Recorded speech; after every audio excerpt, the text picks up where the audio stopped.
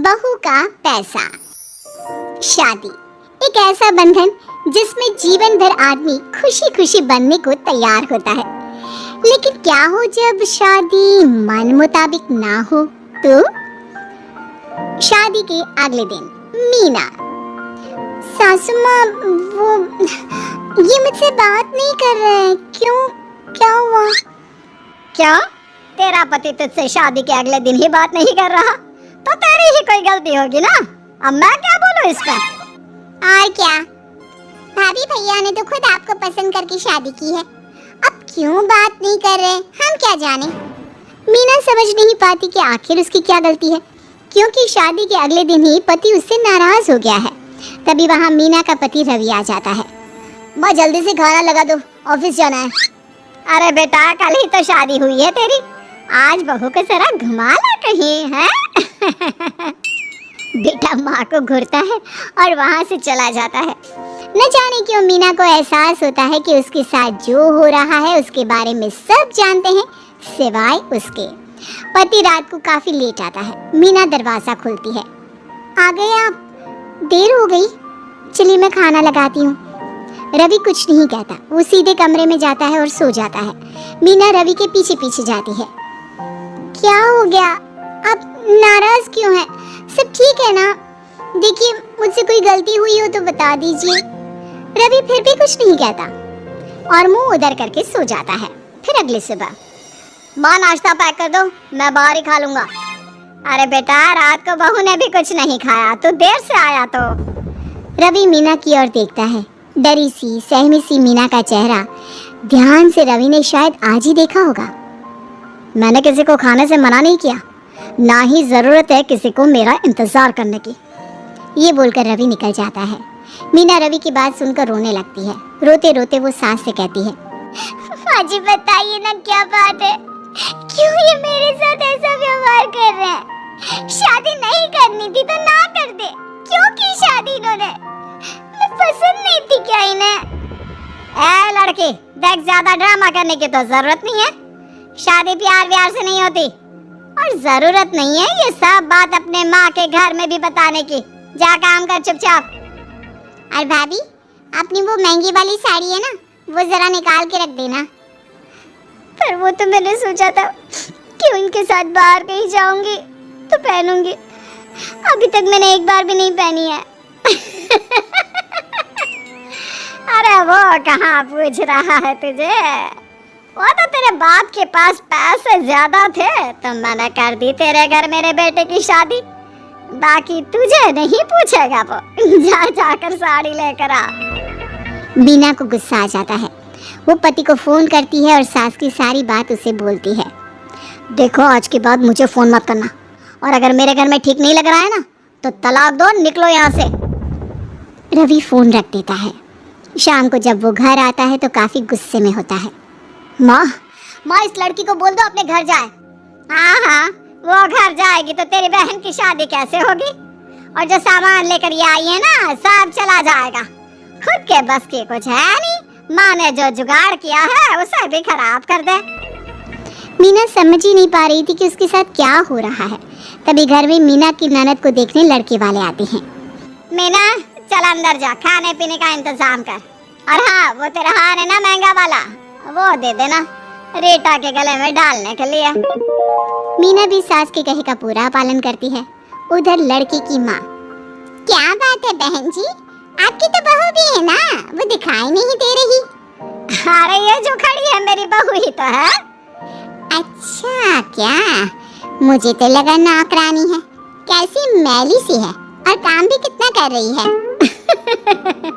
वो क्या है ना, गरीब घर की लड़की है, वो तो हम चाह रहे थे कि किसी गरीब का भला हो जाए तो इसे ले आए। जा मीना बेटा अंदर जा और साड़ी बदल कर आ। हाँ मीना सास की बात सुनकर हैरान हो जाती है।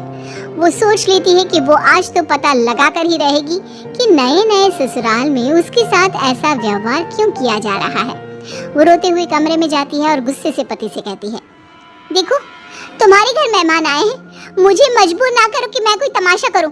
तुम्हारी माँ सबके सामने मेरी बेइज्जती क्यों कर रही है?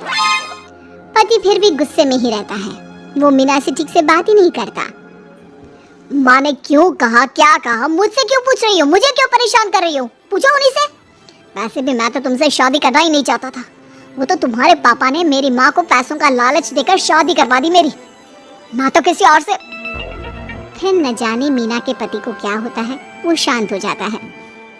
क्या किसी और से? बोलिए ना क्या। तभी सास की आवाज आती है, मीना जरा चाय ले आना। मीना पति की बात को बीच में ही छोड़कर वहां से चली जाती है। वो जैसे ही मेहमानों के पास चाय लेकर जाती है, तो आपकी बेटी ने ये जो हीरो से जड़ा हार पहना है, ये उसी का है ना?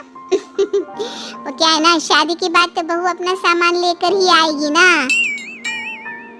सास मीना की ओर देखती है। अब हाँ हाँ उसी का है। वो क्या है ना, हमने ये वैसे तो बहू को दिया था, लेकिन शादी के बाद तो ये बिटिया का ही होगा। वो लोग शादी तय करके चले जाते हैं और फिर बहू, माँ जी ये हार मेरी माँ की आखिरी निशानी है, मैं ये किसी को नहीं दूंगी।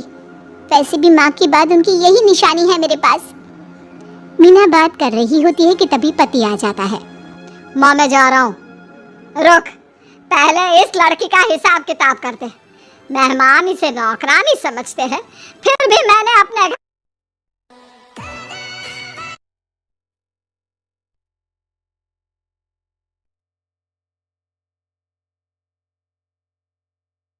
माँ मैं जा रहा हूँ। रुक, पहले इस लड़की का हिसाब किताब करते। मेहमान इसे नौकरानी समझते हैं, फिर भी मैंने अपने घर में रखा है। एक हार के लिए बहाने कर रही है, तो इसे तो इसके बाप के पास ही छोड़ा। पति मीना की ओर देखता है। हालात देखकर सच में वो नौकरानी ही लग रही थी। फिर उसकी नज़र दीवार पर उसकी और मीना की शादी की फोटो पर जाती है, जिसमें मीना किसी राजकुमारी से कम नहीं लग रही थी।